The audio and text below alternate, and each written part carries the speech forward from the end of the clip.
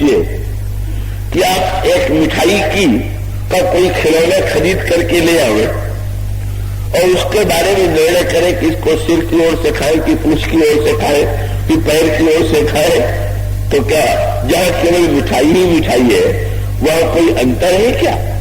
और उसका अर्थ ये है कि हनुमान जी का अभिप्राय ये है कि यदि सब ब्रह्म है और मैं ब्रह्म से अभिन्न हूं, तो इसका अर्थ नहीं कि सिंहासन पर बैठ करके मैं लोगों से कहूं कि मैं ब्रह्म हूं, तुम मुझे प्रणाम करो। इसका अर्थ है कि अगर वो ब्रह्म है तो अपने आप को दास बना करके सेवा करने में आनंद का अनुभव करते हैं। मानो वो एक सूत्र है और वही सूत्र परशुराम जी के संदर्भ में थोड़ा गड़बड़ा गया था। क्या परशुराम जी ने अपने को क्षत्रिय मान लिया, उसको नाटक में कह लीजिए, लोक शिक्षा के लिए कह दीजिए, पर भगवान राम पूर्ण परब्रह्म परमात्मा है, परशुराम जी भी राम ही है, वो अंशावतार है और दोनों में अंतर को एक ही। और वो कल के प्रसंग में जो लोग रहे होंगे कल वो उसको सूत्र को जोड़ लेंगे कि जब भगवान श्री राम और परशुराम का मिलन हुआ तो परशुराम जी के चरणों में भगवान श्री राम ने प्रणाम किया। फिर वही सूत्र है जो प्रणाम किया। अगर भगवान राम को ये लगता कि मैं तो बड़ा हूं, पूर्ण हूं, परशुराम तो मेरे अंश है, मैं इनको क्यों प्रणाम करूं? तो उसका उत्तर यही है कि आप अपना सिर छूते हैं और आप अपना पैर छूते हैं, तो क्या कोई आपको ऐसा लगता है कि सिर छूने पर हाथ बड़ा हो गया और पैर छूने पर हाथ आपका छोटा हो गया? वो तो कोई अंतर ही नहीं है। कोई प्रणाम करे, प्रणाम ले न ले, इसलिए पूर्ण ब्रह्म में अभिमान तो तब होता है जब व्यक्ति को अपने से दूसरा छोटा प्रतीत हो।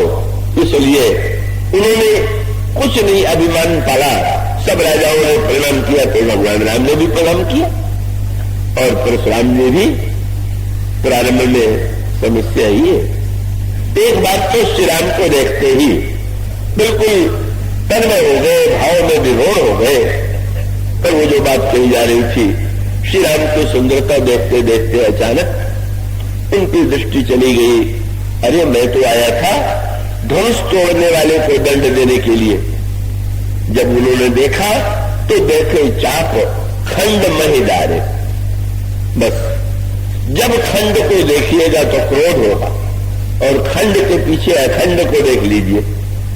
बस सूत्र तो यही, संसार में सब खंड ही खंड तो है।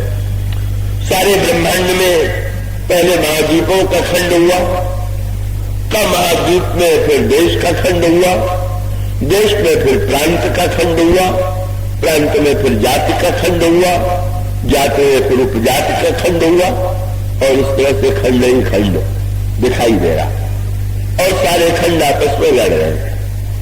पर खंड के पीछे जो अखंड है, ज्ञान अखंड एक सीतावर, जैसे दानों की का एक माला जो है वो अलग अलग दिखाई देने पर भी उसके पीछे एक धागा है, इसी प्रकार से अलग अलग दिखाई देने के पीछे जो एक था, परशुराम जी ने जब तक उनको देखा शांत रहे, पर जो ही खंड पर दृष्टि गई तो फिर झगड़ा शुरू। किसने तोड़ा, क्यों तोड़ा, क्यों तोड़वाया गया? फिर श्री राम से कोई दृष्टि आ गई और जनक जी से बातचीत शुरू हो गई। क्या बोले? कहूं जल जनक धनुष के तोड़ा। मूर्ख, सबसे पहले तो मैं तुझसे पूछूंगा, तोड़ने वाले की खबर तो मैं बाद में लूंगा, पर ये किसने तोड़ा और तूने क्यों तोड़वाया? यही तो सारा झगड़ा है। किसने किया, क्यों किया, कैसे किया? और तब जनक जी तो बेचारे जानते हैं कि उत्तर देने पर इनके पास तो एक फरसा ही है और फरसा भी जो है वो विलंब नहीं करता सिर काटने में, वो नहीं बोले। और उसके बाद भगवान राम और परशुराम का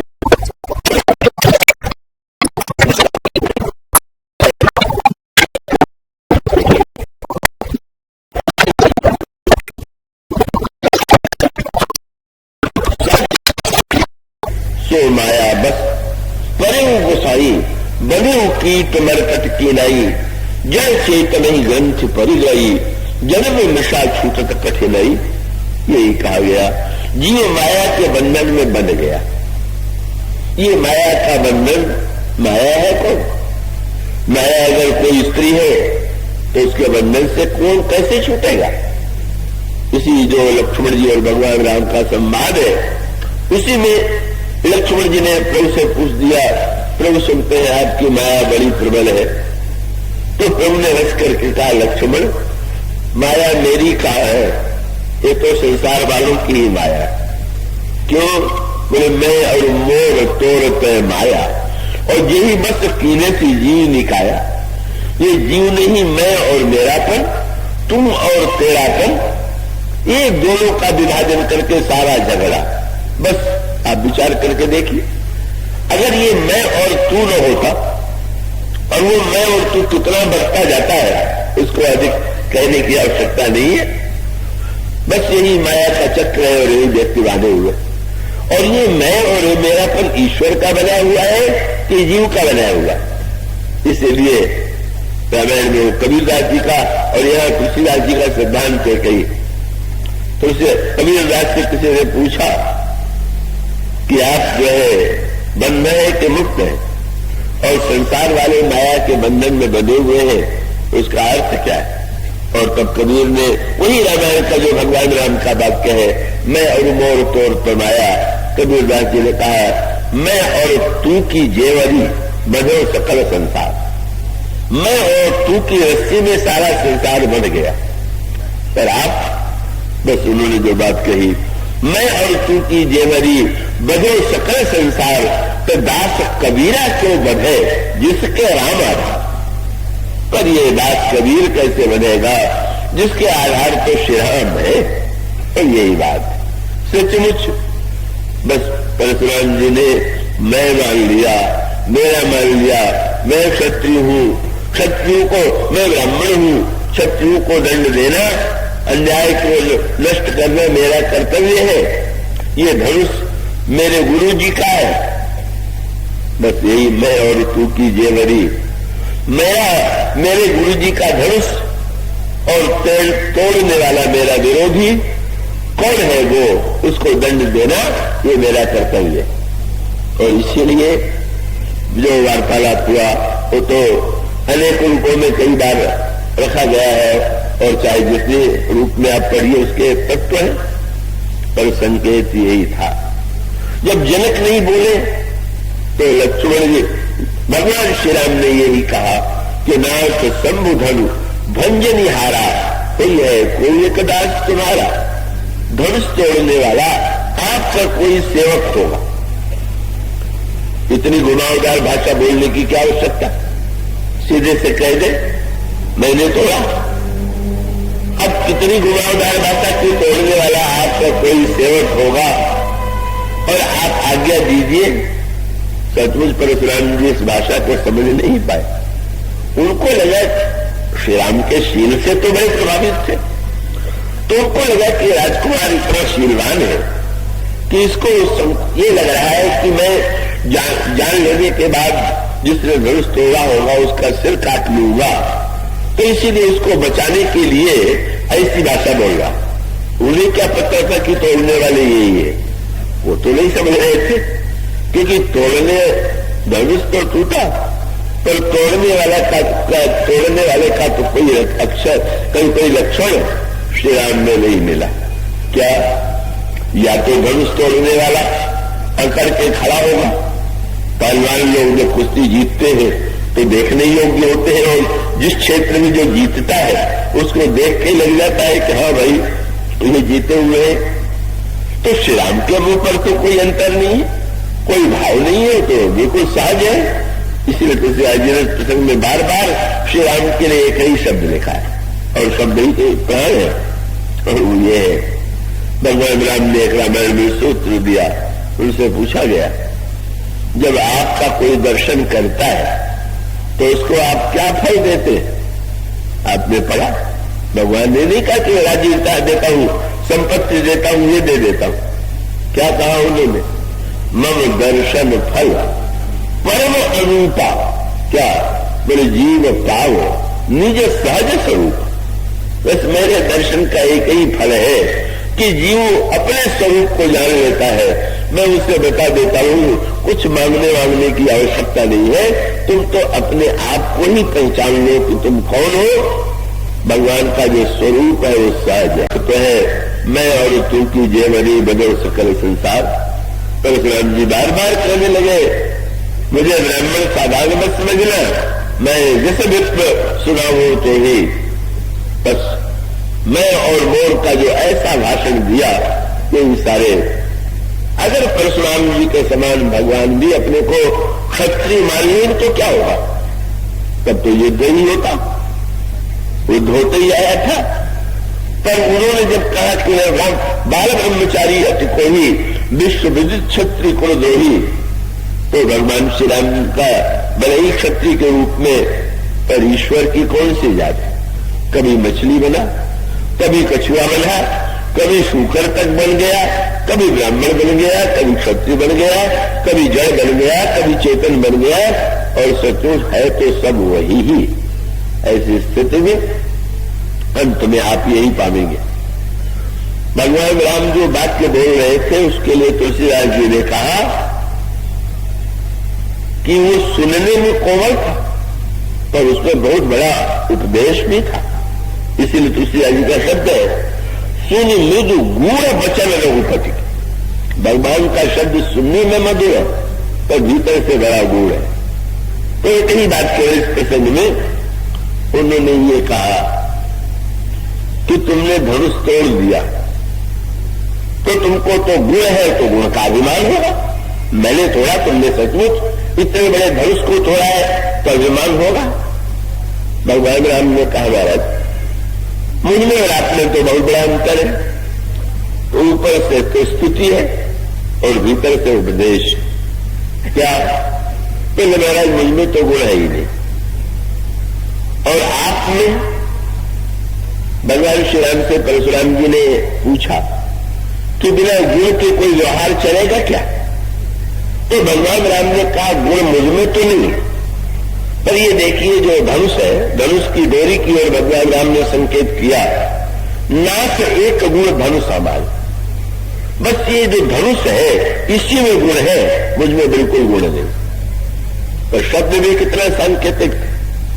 भगवान राम को लड़ना होता था, युद्ध करना पड़े तो डोरी चढ़ा देते थे और युद्ध समाप्त होते ही डोरी उतार देते थे। परशुराम जी के पास भी धनुष था पर उसका उपयोग नहीं करते थे, और उपयोग करते होते तो उनका नाम भी धनुष राम पड़ता। भगवान राम ने तो रावण को जो मारा उन्हीं के धनुष से मारा, लेकिन उसका उपयोग उन्होंने नहीं किया। वो तो फारसा का ही प्रयोग करते थे। तो उन्हें मीठा संकेत कर दिया कि शस्त्र तो हम दोनों ने स्वीकार किए, पर मेरा गुण तो चाहे जब चढ़ाया जाता है और चाहे जब उतार लिया जाता है, पर आपका फरसा तो चढ़ना ही जानता है, उतरना तो जानता ही नहीं। और उसका अर्थ ये, मान लिया मैं परशुराम हूं, परशु मेरा शस्त्र है, इस परशु से मैंने ये किया, ये किया, ये किया। यही तो परशुराम जी कहते हैं, परशु विलोक मही कुमारा, देखो मेरे फरसे की ओर। श्री राम तो एक बार भी नहीं कहते मेरे धनुष की ओर देखो। और उसका अर्थ ये, अगला वाक्य उन्होंने कह दिया, 9 गुण परम पुनीत तुम्हारे। आप स्वयं कह रहे हैं कि आप ब्राह्मण है, तो शास्त्रों में लिखा हुआ है कि ब्राह्मण के 9 गुण होते, तो मुझ में गुण नहीं और आप में 9 गुण, मेरी आपकी क्या बराबरी? जरा दूसरे अर्थ पर विचार कीजिए। ये 9 गुण प्रशंसा है कि निंदा? ब्राह्मण के 9 गुण और परशुराम जी है भगवान के अंश, और भगवान के गुण कितने? बोले राम अनंत अनंत गुण।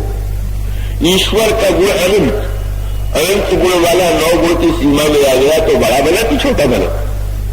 कोई किसी करोड़पति से कहे कि आपके पास तो हजारों रुपए है, तो ये प्रशंसा हुई कि निंदा हुई? जो ईश्वर का अंश, ईश्वर का अवतार, वो बन गया ब्राह्मण, और ब्राह्मण मान करके 9 गुण वाला बन गया, और अनंत गुण वाला अपने आप को गुण से मुक्त रख करके वो तो अनंत गुण वाला ही रहा। पर अंत बहुत बढ़िया हुआ। धीरे धीरे अंत में गोस्वामी जी ने लिखा, परशुराम जी को जब पता चल गया, भगवान राम से भी लक्ष्मण जी ने पूछ दिया अंतर क्या है? बोले अंतर कुछ नहीं है, माया ईश न आपको जानता इसे जीव। अज्ञान के कारण ही ये बेचारा जीव बन गया है। इसलिए जब वो सत्य परशुराम जी के समझ में आ गया तो आ जाने का परिणाम परशुराम जी ये जानना चाहते थे, और इसीलिए उन्होंने धनुष को जब परीक्षा के लिए श्री राम की ओर दिया, मेरे धनुष को अपनी ओर खींच लीजिए, और भगवान राम ने हाथ नहीं बढ़ाया और धनुष स्वयं चला गया। तो कल वाला सूत्र याद कीजिए, भगवान से पूछा गया आप निर्गुण है कि सगुण? उन्होंने कहा मैं तो निर्गुण हूं, गुण ही मेरे पास खींचे चले आते।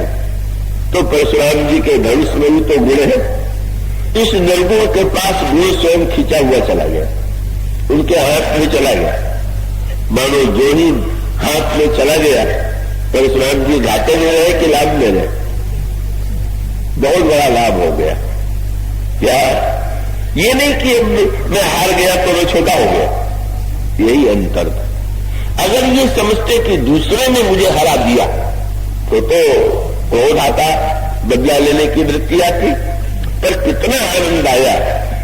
बस किसी ने पूछ दिया आप इतने प्रसन्न होकर के क्यों जा रहे हैं?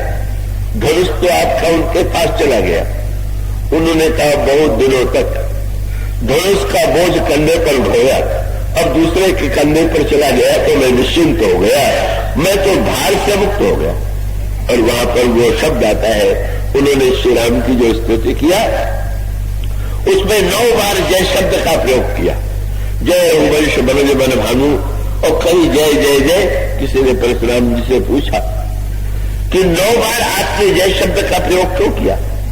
परशुराम जी ने कहा राम ने मुझसे कहा था कि ब्राह्मण के आप में 9 गुण हैं, तो मैंने 9 गुण उनको अर्पित कर दिया। बोले अब ये 9 गुण आपके हो गए, मैं भी निर्गुण हो गए। बस वो स्वयं निर्गुण निर्गुण निर्गुण मिले, निर्गुण निर्गुण बन गया। और उसका सूत्र यही है, जब कुछ बनेंगे तो लड़ाएंगे, और बने तो अभिनेता की तरह ही बने, राग द्वेष लेकर के न बने। इस सूत्र को जानकर के व्यक्ति जो है शोक मोह भ्रम से मुक्त हो सकता है। कल इस प्रसंग का समापन, आज इतना ही। बोलिए सिया।